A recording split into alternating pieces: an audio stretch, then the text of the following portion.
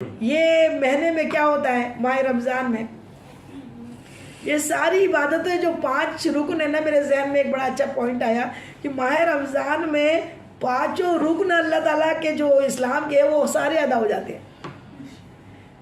کلمہ جو ہے پہلا رکن، اس کے بنا تو روزہ ہی نہیں ہے۔ کلمہ ہے، مسلمان ہے، تبھی روزہ ہے، زکوٰۃ ہے، حج ہے، سب کچھ ہے۔ پہلا تو کیا ہے؟ پہلا کیا ہے؟ رمضان۔ رمضان میں کیا ہے؟ پہلا کلمہ، تو کلمہ پڑھے ہوئے ہم۔ پھر رمضان دوسرا، پہلا کلمہ، دوسری نماز تو 5 ٹائم کے ساتھ تراویح بھی ہے رمضان میں، 5 وقت کے ساتھ تراویح بھی ہے دوسرا۔ تیسرا نماز ہو گئی، کلمہ ہو گیا، نماز ہو گئی۔ اب تیسرا روزہ ماہ رمضان میں روزے ہیں۔ چوتھا زکوٰۃ، ماہ رمضان میں ہی زکوٰۃ دینے سے زیادہ ثواب ہے۔ سبحان اللہ سبحان اللہ۔ اور حج، اب آپ کہیں گے حج کیسا آیا؟ تو آقا کریم صلی اللہ علیہ وسلم ارشاد فرماتے ہیں کہ جس نے ماہ رمضان کا عمرہ کیا، کیا کیا؟ آقا کریم صلی اللہ علیہ وسلم کی حدیث پاک صلی اللہ علیہ وسلم کی، کیا فرماتے ہیں؟ جس نے ماہ رمضان میں بیت اللہ کا عمرہ کیا، اللہ تعالیٰ کے گھر کا کیا کیا؟ عمرہ کیا، اس کو ہمارے ساتھ حضور پاک کے ساتھ حج کا ثواب لکھا جاتا ہے۔ حج کیا، ثواب نہیں، اس نے ہمارے ساتھ حج کیا۔ سبحان اللہ سبحان اللہ۔ تو حج تو فرض حج ہوتا ہے، یہ نہیں کہ ہم نے کہا کہ آپ حج چھوڑ دو۔ حج تو فرض ہے، جو بھی مالک نصاب ہے اور جس پہ حج فرض ہو گیا اس کا فرض ذی الحج کے 9 ذی الحج کو عرفات کی حاضری کا نام حج ہے، وہ تو کرنا ہی ہے۔ لیکن اور ایکسٹرا نفل حج کرنا ہے تو آقا نے فرما دیا کہ ماہ رمضان میں عمرہ کر لو، ہمارے ساتھ اس نے حج کیا۔ تو سبحان اللہ، رمضان کے مہینے میں 5 رکن، حج بھی ہو رہا ہے، روزے بھی ہو رہے ہیں، زکوٰۃ بھی ہو رہی ہے، نمازوں کے ساتھ تراویحاں بھی ہو رہی ہے، اور کلمہ تو بہت الحمدللہ اللہ کا پہ بھروسہ اور زیادہ بڑھ جاتا ہے، اور اللہ تعالیٰ مومن کا رزق اس میں بڑھا دیا جاتا ہے مومن کا۔ تو دیکھیے کہ سارے موسم میں تو جو کچھ جیسا ہوتا ہے، لیکن ہمارے انڈیا میں دیکھو، جتنے بھی کنٹریز میں دیکھو کہ ماہ رمضان میں مارکیٹس میں پھلوں کی بہار آ جاتی ہے، بے موسم کے پھل بھی بکنے لگتے ہیں، اور سب کے غریب سے غریب کے دسترخوان پہ اللہ تعالیٰ اچھی نعمتیں اللہ تعالیٰ اس کو عطا فرما دیتا ہے۔ تو یہ پورے عبادتیں جو ہے، یہ عبادتوں کا جو ہے نا ماہ رمضان ایک مجموعہ ہے، ساری عبادات کا مجموعہ ماہ رمضان کا مہینہ ہے، جس میں ساری عبادتیں پوری طریقے سے اچھی طریقے سے عبادتیں ہو جاتی ہے۔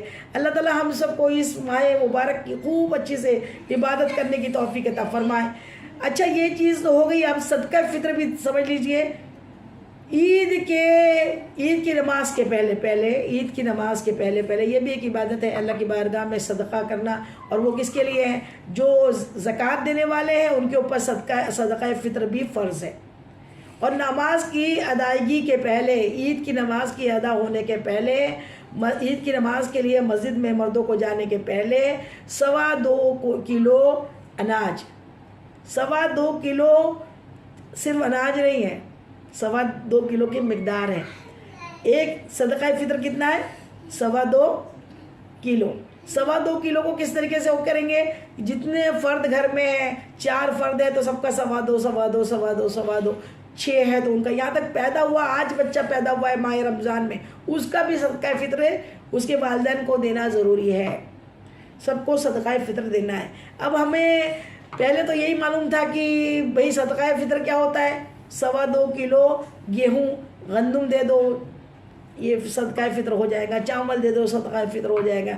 لیکن نہیں، یہ تو عام لوگوں کے لیے ہے، جو اللہ کے خاص ہے، جن کو اللہ نے غنی کیا ہے، جو رئیس ہے، اللہ تعالیٰ نے کو مالدار بنایا، ان کے لیے صرف صدقہ فطر 2.25 کلو گیہوں نہیں، وہ 2.25 کلو بادام دے، 2.25 کلو کشمش دے، 2.25 کلو کھجورے دے، 2.25 کلو کیا کرے؟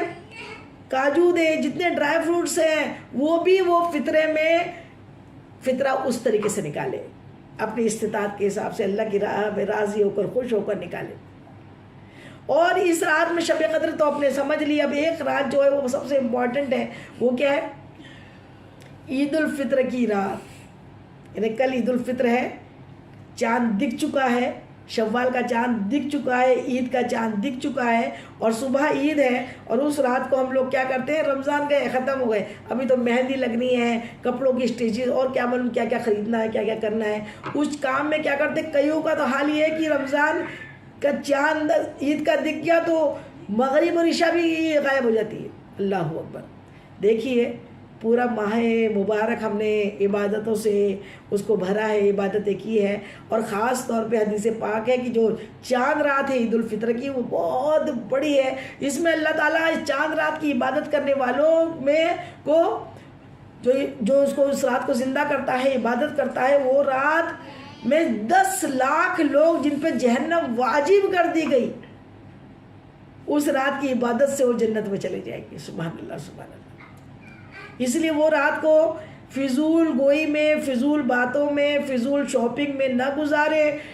چاند رات جو عید کی ہوں گی اس رات کو بھی اللہ کی عبادت میں گزارے، اور جس نے رات میں عبادت میں اس رات کو گزارا، صبح کو جب وہ نماز پڑھنے کے لیے مسجد گیا، اور ہم بہنیں جو گھر میں نماز پڑھی تو ان کے پیٹھ پہ ہاتھ تھپتھپاتے ہیں فرشتے، اور شب قدر میں تو اللہ تعالیٰ کے اتنے لاتعداد فرشتے دنیا میں آتے ہیں، جبریل امین بھی تمام فرشتوں کو لے کے دنیا میں نازل ہوتے ہیں، اور وہ 4 جھنڈے بھی نصب کرتے ہیں بیت اللہ پہ، مسجد اقصیٰ پہ اور مدینہ منورہ میں، اور یہ جو پورے فرشتوں کی اس قدر کثیر تعداد آتی ہے کہ زمین پہ جگہ نہیں بچتی، اتنی زیادہ فرشتے وہاں لیلۃ القدر میں اترتے ہیں۔ تو ویسے ہی عید کے دن جس نے رات کو شب بیداری کی چاند رات کو، تو دن میں پھر وہ فرشتہ کہتا ہے کہ صحابہ کرام نے پوچھا کہ یا رسول اللہ وہ کون سی رات کا ہے جب مزدور مزدوری پوری کر لے۔ مزدور مزدوری پوری کرتا ہے تبھی تو مزدوری ملتی ہے نا۔ تو مزدور ہم مزدور ہیں اللہ کے، اور مزدوری کب ہوگی؟ جب مکمل رمضان ہو چکا ہوگا، مکمل رمضان ہو چکا ہوگا، پورے روزے رکھے ہیں، تراویح پڑھی ہے، سب کچھ کر لیا، اب عید ہے تو عید میں پھر آپ کو کسی بیوٹی پارلر کی ضرورت نہیں ہے۔ اگر ایسی عبادتوں کے ساتھ آپ نے ماہ رمضان بنائے تو صبح آپ سادہ سا سوٹ بھی پہنو گے، سادے سے کپڑے بھی پہنو گے، تو اس میں بے حساب نور اللہ تعالیٰ عطا کرے گا۔ اللہ تعالیٰ اتنا نور عطا کر دے، ہمارے دلوں کو نورانی بنا دے، ہماری آنکھوں کو نورانی بنا دے، ہمارے گالوں کو، ہمارے چہرے کو، ہمارے آگے، ہمارے پیچھے، ہمارے دائیں، ہمارے بائیں، اللہ نور ہی نور پیدا کر دے، اتنا نور اللہ تعالیٰ عطا فرما دیتا ہے۔ سبحان اللہ سبحان اللہ۔ تو یہ عید الفطر میں ہمیں زیادہ صدقہ فطر بھی دینا ہے، اور جس قدر ہو سکے اب یہ یاد رکھ لیں کہ ہم نے مفہوم کے ساتھ میں رمضان کو گزارا ہے۔ روزہ کس کا تھا؟ جس میں زبان کا بھی روزہ تھا، آنکھوں کا بھی تھا، کانوں کا بھی تھا، سارے اعضاء کے گناہوں سے ہم بچے رہے۔ اب ہم شیرخرما کھائے عید میں، اچھی طریقے سے بریانیاں کھائے، کوفتے کھائے، کباب کھائے، جو نعمتیں اللہ دے کھائے۔ ہمارا روزہ تو اب نہیں ہے، لیکن ہم مجاہد ہیں، شیطان پہ ہم کو جیتے رہنا ہے۔ سارا سال کی یہ پریکٹس تھی، سارا سال ہم کنٹرول کر سکے اپنی نفس کو، اسی لیے یہ ماہ رمضان اللہ نے عطا کیے تھے۔ اب ماہ رمضان تو ختم ہو گیا، لیکن ہماری جو اعضاء کا روزہ تھا وہ برقرار رہنا چاہیے، اور 11 مہینے، تب جا کے رمضان کا مفہوم سمجھ میں آئے۔ اسی لیے اچھی طریقے سے کیا کریں، اس مہینے میں خوب توبہ کے ساتھ گزارے، اور ہاں اپنی صفائی جو ہے ابھی بھی 2-3 دن جو بچے ہیں، یا 22 سے انشاءاللہ رمضان شروع ہو جائیں گے، تو جتنے دن ابھی بچے ہیں اس میں جو گھر کی وائٹ واش وغیرہ بچی ہو، یا جو کرٹنز خریدنا ہو، یا اپنے گھر کے شو کے کچھ چیزیں خریدنا ہو، یا میوے اور یہ سب چیزیں جو بھی اپنی رمضان کی تیاری کے لیے جو چیزیں لانی ہو، سب ابھی لا لیں۔ کپڑے وغیرہ خریدنا ابھی خرید لے۔ خاص رمضان کے مہینے میں ایک لمحہ، جس میں ایک نفل فرضوں کے برابر، ایک فرض 70 فرضوں کے برابر، ایک لمحہ بہت قیمتی۔ اس وقت ہم شاپنگ کر رہے ہوتے ہیں، اور شاپنگ میں کئی نمازیں نکل جاتی ہے، اللہ اکبر اللہ اکبر، تو نماز قضا کی تو، اور وہ بھی ماہ رمضان میں، اس سے بڑھ کے کوئی بدقسمتی نہیں ہے۔ اللہ تعالیٰ ہمیں سارے کام بیفور اپنے گھروں کو بھی صاف صفائی کرے، اور اپنے دلوں کی بھی صاف صفائی رکھے۔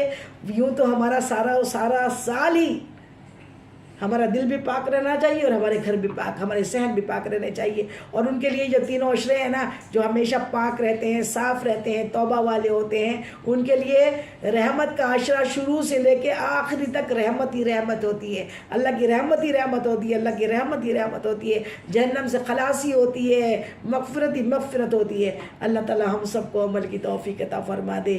بار بار بار بار یہ ماہ رمضان ہم سب کو عطا فرما دے اور ہمیں خوب توبہ کی توفیق عطا فرمائے. وما علینا الا البلاغ. اس بیان میں جانے انجانے مجھ سے جو بھی بھول چوک غلطی خطا گناہ ہو گئے ہو، اللہ تعالیٰ اپنے حبیب کے نالے پاک کے صدقے میں مجھ گنہگار کو معاف فرما دے. آپ لوگ کو بھی کوئی بات بری لگی ہو، ناگوارہ لگی ہو، غلط لگی ہو تو تہہ دل سے معاف کر دیجئے. حشر کے دن کے لیے نہ چھوڑیے. السلام علیکم رحمۃ اللہ وبرکاتہ.